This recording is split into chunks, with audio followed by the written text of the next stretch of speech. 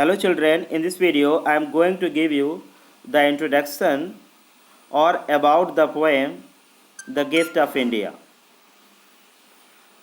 The Gift of India is a patriotic poem highly surcharged with the sentiments of Sarojini Naidu towards the Indian soldiers who sacrificed their lives for the British cause during the World War I. About 1 million Indian soldiers were sent to fight in distant lands in Asia, Middle East, and Europe by the East while colonial masters, the British in India.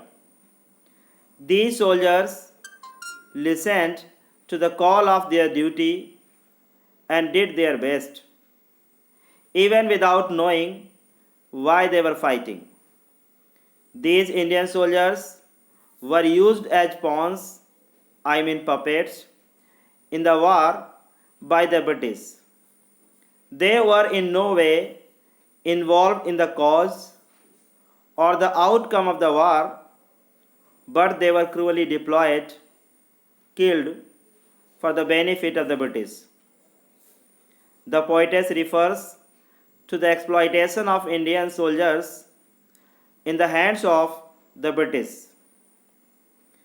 Then she laments over the gruesome killings of thousands of Indian soldiers on the battlefronts. She visualizes the horrible scenes of dead bodies of Indian soldiers lying scattered on the fields. She then pays a glowing tribute to the bravery of Indian soldiers. She also declares that in history, no other country than India has made such a priceless gift to any other country.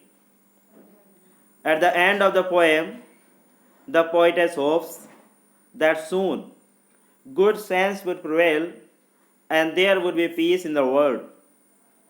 The sacrifices of Indian soldiers would be remembered with pride for many generations to come.